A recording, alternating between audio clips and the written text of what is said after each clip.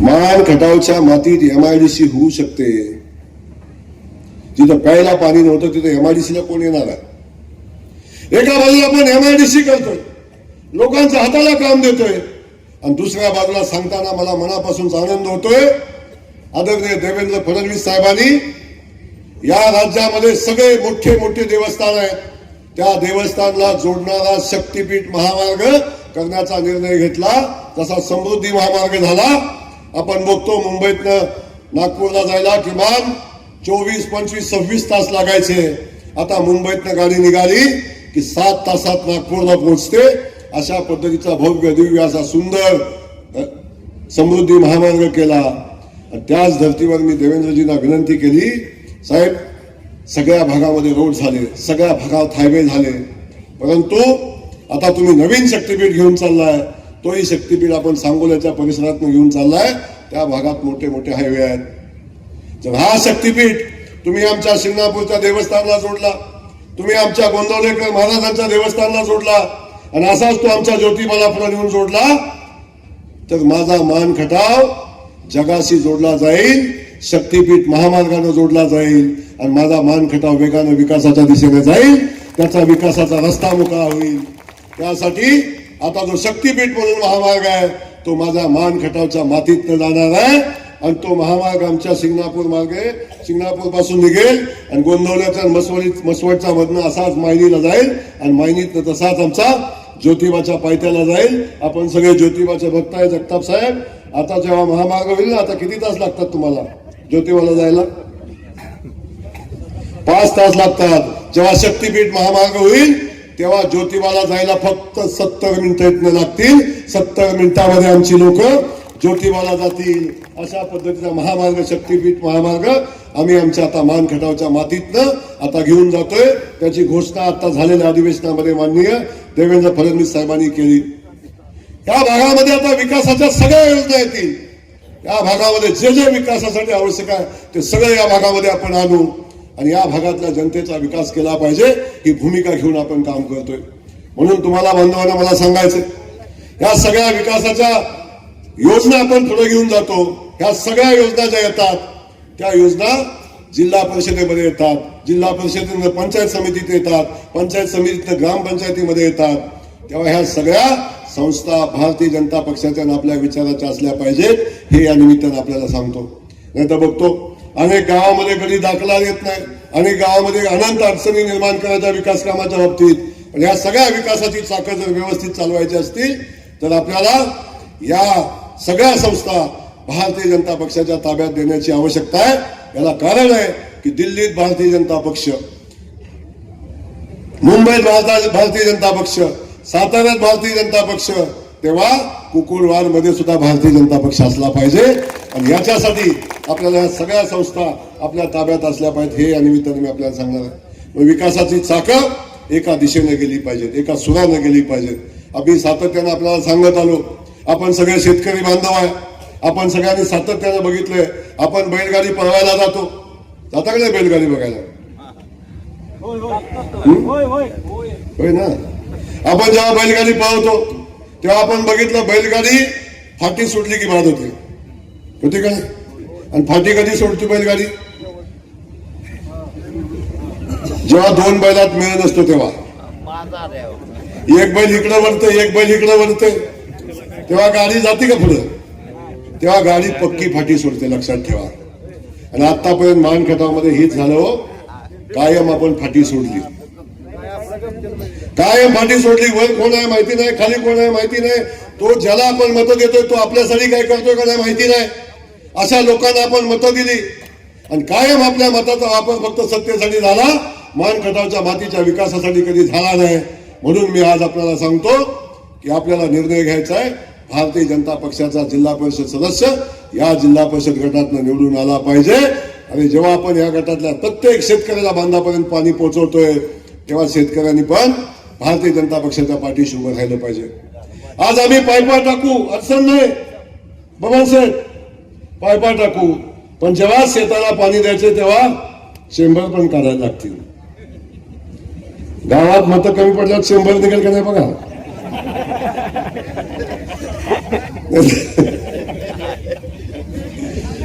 पण एक लक्षात घ्या, बाकी काय असू द्या नसू द्या, पण मी कधी विकासाच्या कामात राजकारण आणलं नाही.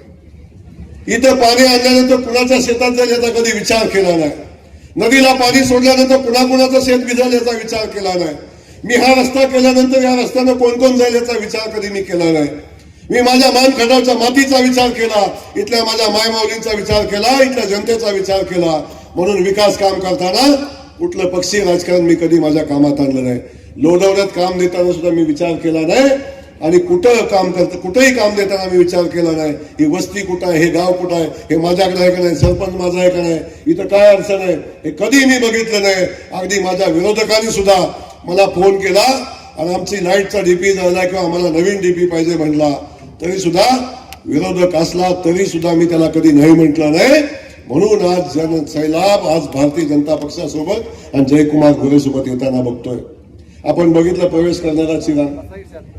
काल मी गेलो होतो कलेगोंडला, कार्यक्रमाचा अर्धा वेळ प्रवेश घेण्यातच गेला. आज मी इथं आलो, इथं वेगळी परिस्थिती नाही, आज पण हीच परिस्थिती आहे. असंख्य लोक आज भारतीय जनता पक्षात येतात, म्हणून पुढे राहून करायचं काय आणि राहायचं कुणासोबत राहायचं, कशासाठी राहायचं, जी माणसं काहीच करू शकत नाहीत अशा लोकांसोबत काय राहायचं. आणि आता सगळ्यांना अभिमान आहे की माझ्या मातीतला आमचा माणूस, आजपर्यंत या मातीचा माणूस कधी मंत्री झाला नव्हता, आता आमच्या मातीतला आमचा माणूस आता मंत्री झालाय. आता त्याला पाठबळ दिलं पाहिजे. ही भूमिका माझ्या मातीतल्या प्रत्येक माणसाने घेतली, याचा मला मनापासून आनंद आहे. आणि हे प्रेम माझ्या मातीने माझ्या माणसाने मला दिले. हा जयकुमार गोरेचा शब्द आहे, जोपर्यंत जीवात जीव आहे तोपर्यंत या मान खटावच्या मातीची सेवा करेन. आणि एक सांगतो, मी ज्या दिवशी मरेन त्या दिवशी माझा मान खटाव बारामतीच्या पुढे गेलेला असेल, हे जाताना या निमित्ताने मी सांगेन. आमची स्पर्धा तिथं असेल. मी सातत्याने सांगत आलो की जोपर्यंत बारामतीच्या बापाचा पोरगा त्याची मुलगी द्यायला माझ्या मान खटावमध्ये येत नाही तर आमचं काय, आमची मुलगीकडे घेऊन जायचं, पण त्यांची मुलगीकडे आमच्या मान खटावमध्ये देत नव्हतं. कधीच होतं कराडातला गडी, फलटणातला गडी, बारामतीचा गडी, आमची मुलगी घेऊन जायचा तिकडं, पण त्यांची मुलगी कधी इकडे द्यायचा नाही. अरे आता बारामतीचा बाप मुलीचा शोधत येतो मानखटावमध्ये, आहे का गडी, आहे का गडी. त्याला कारण आहे, अरे बारामतीवाल्याकडे 2 एकर नाही तर 3 एकर राहिले आणि बँकेचा कॉलम असतो त्याच्यावर जागाच राहिली नाही द्यायला. पण माझ्या मान खटावच्या मातीतल्या प्रत्येक शेतकरी बांधवाकडे 10 एकर, 5 एकर, 15 एकर, 20 एकर, पण बँकेच्या ह्याच्यात सोसायटी सोडून दुसरं नाव दिसणार नाही कोणाचं. आणि ते पण मार्च एंडला अजिबात नाही. असा स्वाभिमानी माणूस माझ्या मान खटावचा आहे, संपन्न असणारा माणूस आहे. आणि बारामतीच्या बँका बुडाल्या, पण माझ्या मान खटावच्या पतसंस्थामध्ये नको बाबा एवढं कुठं ठेवू. ही परिस्थिती आज निर्माण झाली कारण माझा मान खटावचा माणूस स्वाभिमानी आहे. अरे कांद्याचे 20,000 30,000 आले तर ती नेऊन बँकेमध्ये ठेवील, पण स्वतःचं घर चालवताना दुधाचा पैसा येतोय का, भाजीपाला करून येतोय का, जमतोय का बघून घर चालवेल, पण स्वाभिमानाने राहील, बचत करेल. ही माझ्या मान खटावच्या मातीचा इतिहास आहे. पांढरे कपडे घालणारा तिकडचं बघितलं ना, पांढरे कपडे घालणार दिवसात 3 वेळा जप्ती येते घरी आणि हो घडी टाईट कपडे घालून चालला फिरायला. पण माझ्या मान खटावच्या मातीत हे कधी होत नाही, कारण माझी माती सन्मानाची आहे. माझ्या मातीला अभिमान आहे, मान आहे, सन्मान आहे. इथल्या माणसामध्ये स्वाभिमान आहे आणि म्हणून मान खटावच्या मातीचा सुपुत्र म्हणून आज राज्याचा मंत्री झाला. त्या मातीला पण अभिमान आहे. ज्यांनी मत दिलं नाही, ज्यांनी मत मला दिलं नाही, मला आमदार करताना विरोध केला, त्याही लोकांनी मी मंत्री झाल्यावर माझं स्वागत केलं की आमचा माणूस मंत्री झालाय, आता आम्ही कशासाठी त्याला विरोध करू. तो राज्याचं नेतृत्व करतोय तेव्हा आम्ही त्याच्या पाठीशी जाऊ. ज्यांनी मत दिलं नाही अशाही लोकांनी मला बळ देण्याचा प्रयत्न केला. मला ताकद आशीर्वाद आजही देत आहेत. त्या सगळ्या लोकांना मी धन्यवाद देईन, कारण हा गुण माझ्या मान खटावच्या मातीचा आहे. आणि या मातीमध्ये त्या लोकांच्या मध्ये अशा पद्धतीची भावना निर्माण झालेली आहे. म्हणून मला आपल्याला हेच सांगायचंय, ही लढाई कुणाच्या अस्तित्वाची नाही, ही लढाई माझ्या मान खटावच्या अस्तित्वाची आहे. म्हणून माझी विनंती आहे, अजून 10-15 वर्ष आपल्याला लागेल. अजून विकासाचं खूप काम पुढे घेऊन जायचंय. आज पाणी आलं, अजून पाण्याच्या पुढे जायचंय, कारखानदारी यायचंय, MIDC यायचंय, इथं IT पार्क झालं पाहिजे. सोलापूरला IT पार्क करतो म्हणलं, अख्ख्या सोलापूरनं भरभरून मतं दिली आम्हाला. एक IT पार्क केलं, सोलापूरचं नशीब बदलून टाकेल. तशा पद्धतीचं IT पार्क माझ्या मानखटावमध्ये आलं पाहिजे. वेळ लागेल, मला माहिती आहे. मी स्वप्न दाखवतोय, मोठं स्वप्न बघतोय, पण सुदैवानं असं झालंय, आजपर्यंत जो शब्द माझ्या तोंडातनं गेलाय तो खरा झालाय. पण माझा शब्द हा विकासाचा आहे. माझा शब्द माझ्या मानखटावच्या मातीसाठी आवश्यक असणार आहे.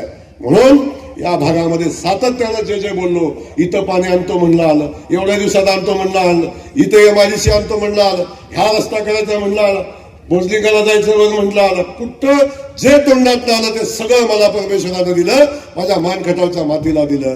आणि तशाच पद्धतीचा शब्द तोंडात निघाला.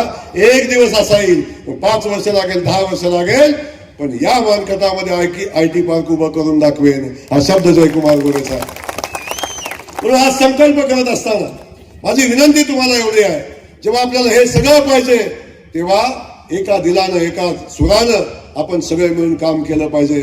आणि त्यासाठी ह्या सगळ्या सत्ता आपल्या सोबत असल्या पाहिजेत, जिल्हा परिषद आपल्या सोबत असली पाहिजे, त्यासाठी पंचायत समिती आपल्या विचाराची असली पाहिजे. आता बघू, पंचायत समितीची 25 कोटीची इमारत बांधतोय मी आता. अरे पंचायत समितीत गेला तर आता पडती का मग पडती, इकडं पडती का तिकडं पडती. आणि भांडणं आमचं पुढारी सभापती व्हायला, सभापतीच्या केबिन मध्ये गेलं तर बायकोला बी जागा मिळाला त्याला बसायला, 10 गडी आलं तर उभा राहता येईना, इकडं तिकडं उभं राहता येईना. अशा पद्धतीची पंचायत समिती आहे. आज माझ्या मानखटावच्या मातीला अभिमान स्वाभिमान वाटेल अशी 25 कोटी रुपयाची पंचायत समितीची इमारत बांधतोय. तहसील कचेरीचं काम चाललंय. जे या तालुक्याला पाहिजे, जे या तालुक्याचा सन्मान वाढेल ते प्रत्येक काम आपण करतोय. या तालुक्यातल्या प्रत्येक देवस्थानला भवर्गाचा दर्जा देतोय. 5 कोटी रुपये प्रत्येक देवस्थानच्या विकासासाठी देतोय. त्यामुळं आपल्या सगळ्यांना मला सांगायचंय, तुमच्या सगळ्यांच्या आशीर्वादाची गरज आहे. आता येईल कोणत्या निवडणुकीपुरतं येते, प्रत्येक वेळी सांगताय माझ्याकडे एवढा पैसा आहे, तेवढा पैसा आहे. आमची लोक दमून गेली, भाऊ म्हणतात ह्याचं काहीतरी करा. आता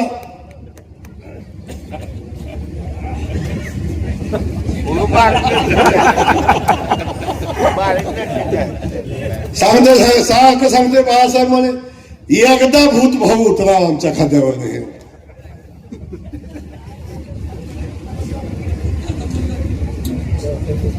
मी पण बाळासाहेब काय केलं, असल्या भूताचा अनुभव तुम्हाला घेऊन दिला.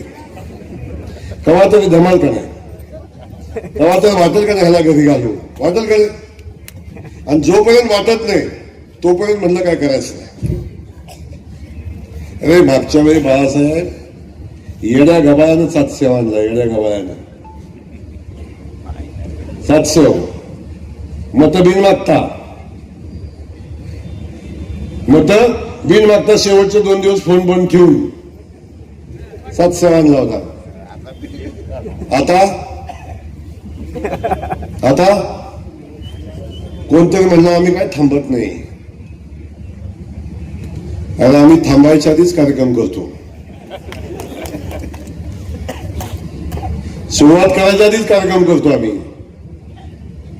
म्हणे मला पडायला गोरेला नाही लागतं, गोरे तर घोड्या पाहायला पाळतात, काळजी नको करू तू. त्यामुळं आपल्याला मी सांगतो, या जिल्हा परिषद गटामध्ये भारतीय जनता पक्षाच्या वतीनं उमेदवारीचा विषय आला. कोण म्हणलं मॅडमला उभं करा, कोण म्हणलं आबाला उभं करा, कोण म्हणलं शिवाजीरावला उभं करा, कोण म्हणलं अजून बाळासाहेबाला उभं करा, कोण म्हणलं कोणाला उभं करा.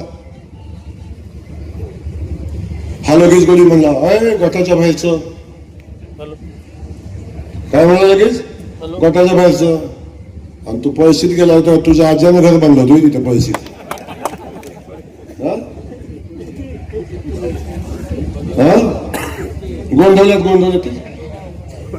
गोंधळ्यात तुझ्या आज्याचं घर होतं रे. आणि साताऱ्यात नगरसेवक झाला, तिथं कोण आहे? तुझा 50,000 म्हणाल तर तिथे. चित्रीत गेले की म्हणतो ही माझं गाव, वर कुठं झालं की म्हणतो ही माझं गाव, साताऱ्यात गेलं की म्हणतो ही माझं गाव. हाय तरी किती तुझं गाव. पण एक लक्षात ठेवा, या वरकोडी मलवडीची इमानदारीने सेवा केली आणि खास करून या वरकोडी मलवडीतल्या जनतेला मी मनापासून धन्यवाद देईन.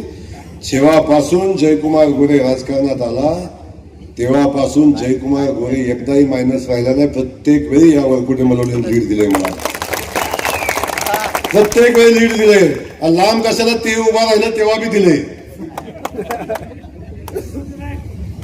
प्रत्येक वेळी लीड दिले. कधी वरकुट्यानं मला मागे ठेवलं नाही, कायम प्रेम केलंय. आणि आमच्या येड्या गावाला दिले चेष्टा करतात बिचारायची बारक्या बारक्या पोरांची. काय ह्याच्याकडे खायला नाही ना आमदाराच्या मागे पळते. अरे त्याच्याकडे खायला नाही पण तुझा कार्यक्रम करते ना, करते ना कार्यक्रम. छोटा छोटा कार्यकर्ता, छोटा छोटा माणूस आमचा ताकदीन लढतो. त्याला सांग मला डीपी एका दिवसात बसवून दाखव, द्या त्याला चॅलेंज. माझ्या दत्त्याने फोन करू दे, दुसऱ्या दिवशी नाही डीपी बसला सांग तुम्ही काय.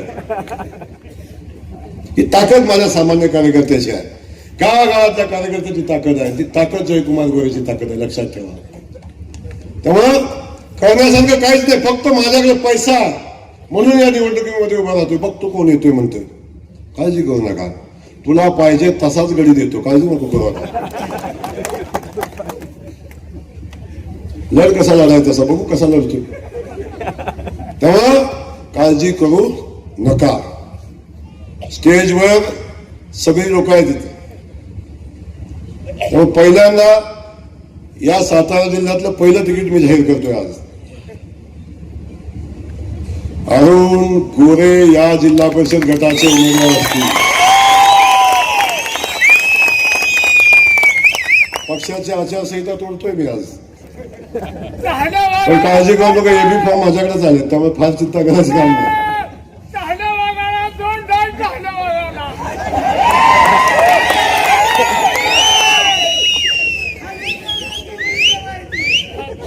चालेल ना उमेदवार, चालेल ना.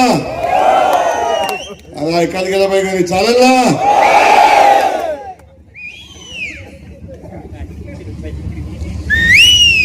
त्यामुळं आता होऊन जाऊ द्या. छोटासा गडी आहे, छोटासा गडी आहे, काय ते. माझी आपल्या सगळ्यांना विनंती आहे, कुकुडवाड आणि वरकुटे मलवडी परिसरातल्या जनतेला माझी विनंती आहे. अरुण गोरे उभा आहे तिथं जयकुमार गोरे उभा आहे, लक्षात ठेवा. जेवढं प्रेम जयकुमार गोरेला दिलंय, एक काकणभर प्रेम अरुणला जास्त द्या. आणि मी सांगतो तुमच्या सेवेत कुठं कमी पडणार नाही. बाहेरचा आतला विषय नाही. या कुकुडवाड गटातल्या कुठल्याही माणसाला कुठलंही काम कमी पडू देणार नाही. त्याला कधी सोडलं, आजपर्यंत सोडलंच नाही, पण इथून पुढे सुद्धा भविष्यात कधी काही कमी पडू देणार नाही. हा शब्द या निमित्ताने जयकुमार गोरे देतो. त्यामुळं या परिस्थितीमध्ये आपल्या सगळ्यांना माझी विनंती आहे, आपण सगळ्यांनी मग पंचायत समितीचे उमेदवार 2 द्यायचे, तेही जाहीर करतो उद्या, परवा दिवशीच करेन. आता 2 दिवस राहिले.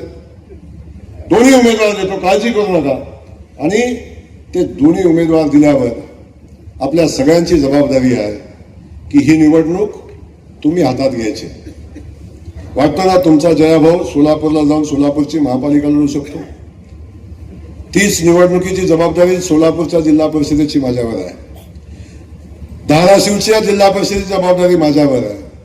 आणि माझ्यावर अवलंबून असणारे असंख्य कार्यकर्ते या सातारा जिल्ह्यातले आहे. त्यांची निवडणूक, त्यांनी प्रचंड मोठं प्रेम माझ्यावर केलंय, त्यांची निवडणूक आहे. त्यामुळे कदाचित मला कमी अधिक वेळ मिळेल. पूर्वी जसा गावोगावात फिरत होतो तसं फिरता येईल का नाही माहिती नाही. मी प्रयत्न करेन सगळ्यांना भेटण्याचा, सगळ्यांच्या सोबत येण्याचा.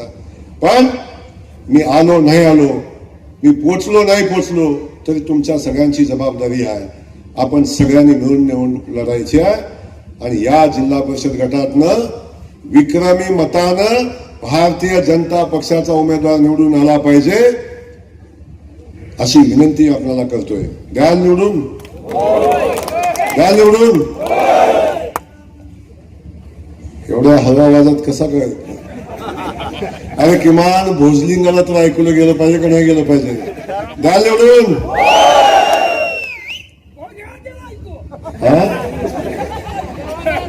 धन्यवाद. जय हिंद, जय महाराष्ट्र.